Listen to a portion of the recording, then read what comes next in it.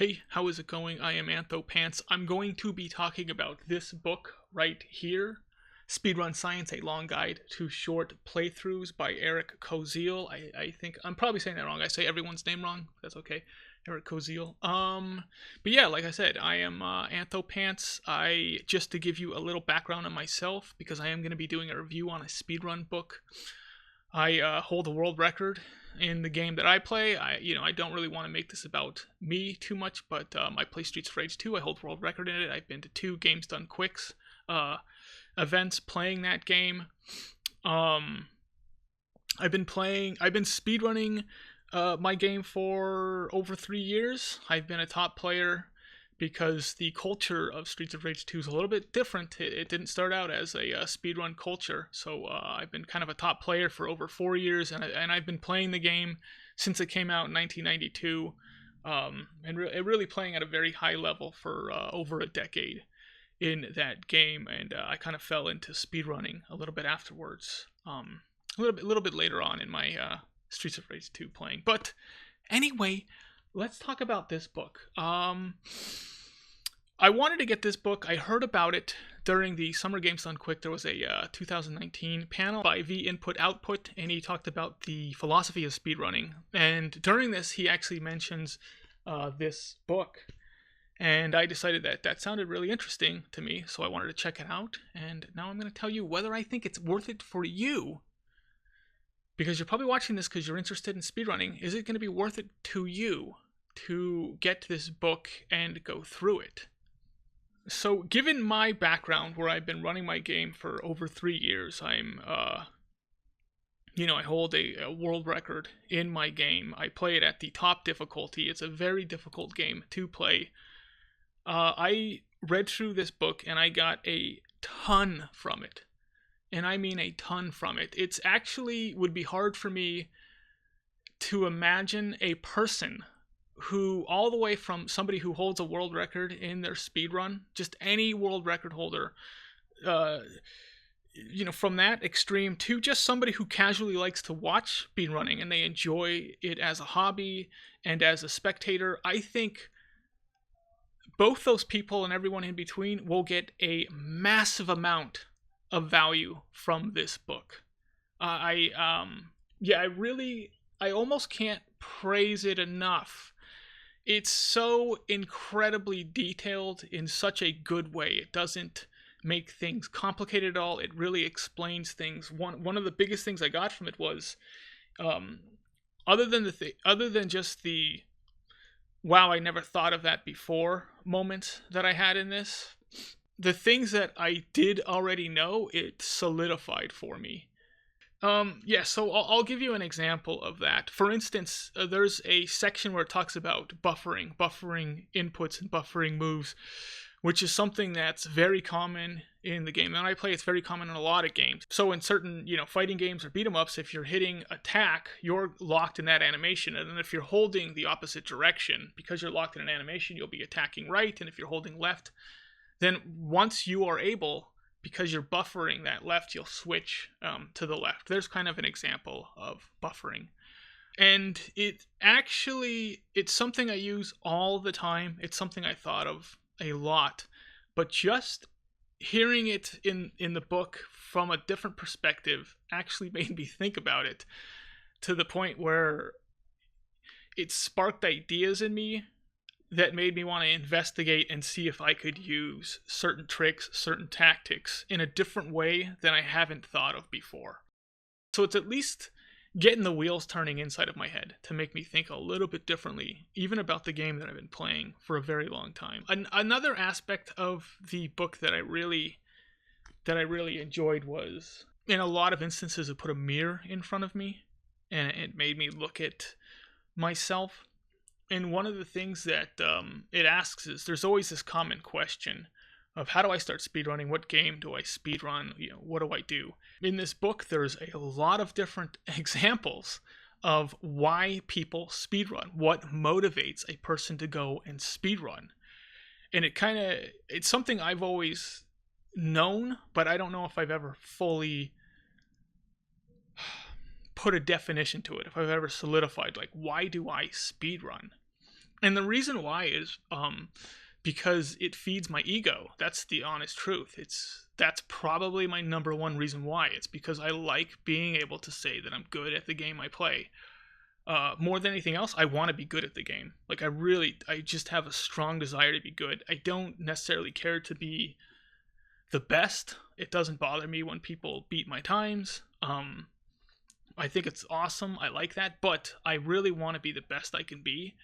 And I like being a braggart to a certain degree. I like being able to brag about the fact that I'm really good at this game, that I put time into it, that I care about it, and that there's a reward for the time I put into it, which is that I get to play like a boss.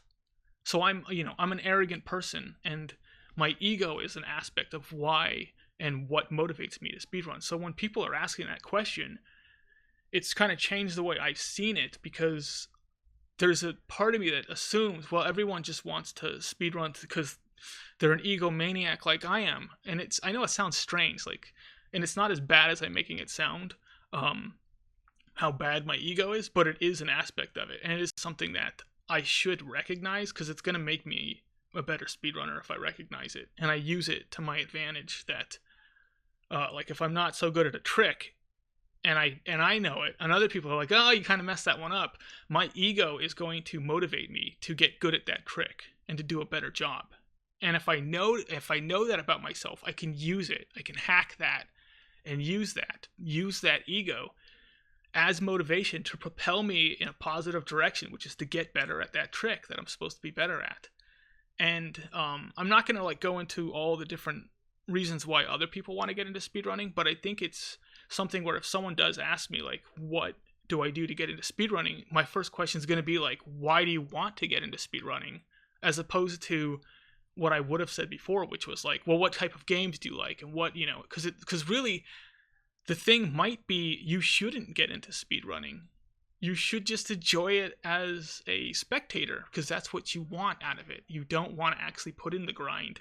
It's not, you don't like the competition. You don't really like the that hardcore community that's talking about crazy strats. And maybe you like figuring out strats. Maybe you like, I don't know, but speedrunning isn't necessarily for everybody, and that's totally 100% cool. And I like that about speedrunning.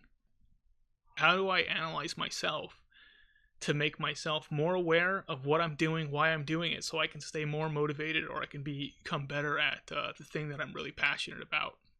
So I actually really appreciate that about the book, that it did that. I'm going to talk about what my favorite section was, which was the history section. I really enjoyed it. I was born in 82, so I'm a little bit older. I'm probably on the older side for people who speedrun. Just hearing about all the Nintendo Power stuff, I never had a subscription, but I remember looking at my friends' Nintendo Powers and just hearing about Doom, original old school Doom, and how speedrunning evolved, how it started with things like, Dragster.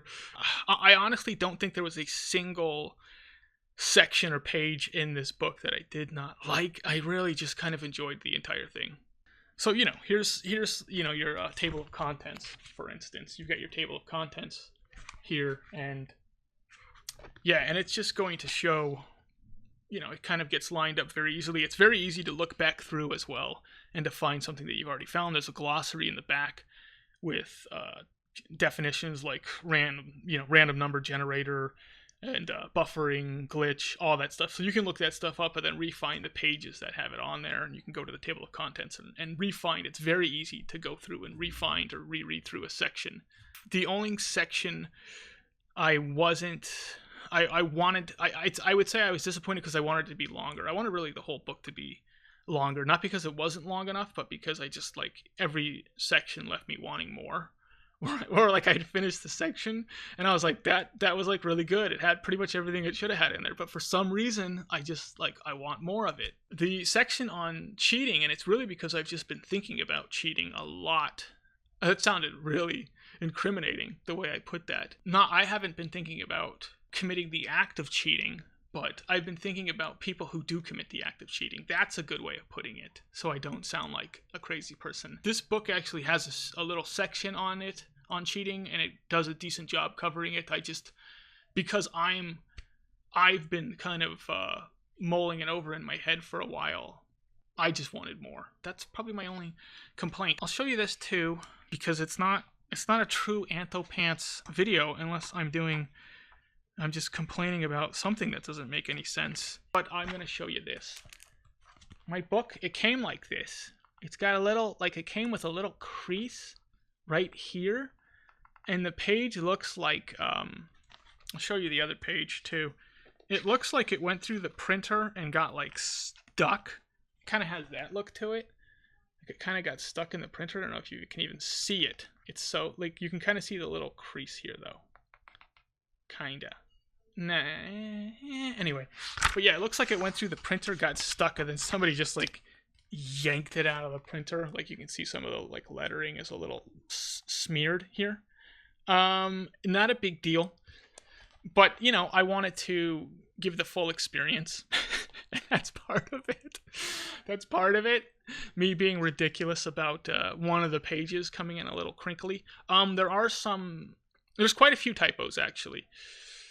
I think I will probably notice many more typos than other people. I've never done proofreading professionally, but I have done proofreading before. Like I have proofread novels before, so I do have that experience. So when I am reading something, I'm usually catching all the little I do a pretty decent job catching typos. But anyway, there are some typos, but this is first edition. I think the book itself costs about $32, and then with shipping, and I believe it's located in USA, and I am located in USA, with shipping it came out to about $40. Let me talk about the people who I do, so I can get a little bit more specific, the people who I do think should have this book, or should at least work their way toward getting this book. I think anyone who speedruns, the full gamut of people who speedrun, I think will benefit greatly from having this book, even just having it as a reference. But I got a ton of enjoyment from reading it, and then I also know that I'm going to be able to reference it if I need to. I think anyone who's just a hobbyist of speedrunning, I think you're going to get a lot from it as well. Down the line, people who don't really know anything about speedrunning, but know a speedrunner. So it's like if you have like whatever, family members or friends or a spouse or, your like rabbi or priest or whatever is like speedrunning. What the heck is that? And you keep, feeling like I want like to explain it to this person a little bit better. This is what I go through. This is why I'm doing it. And this is why I'm passionate about it. And then they can read the book, or read that section of the book, whatever it might be. Maybe it's only 10 pages. And it gives them a greater insight into you and why you're doing what you're doing. And, yeah. Anyway, so Speedrun Science, a long guide to short playthroughs by Omnigamer, Eric Koziel. Thanks for the book. You did a fantastic job on it. I'm Anthopants. Later on.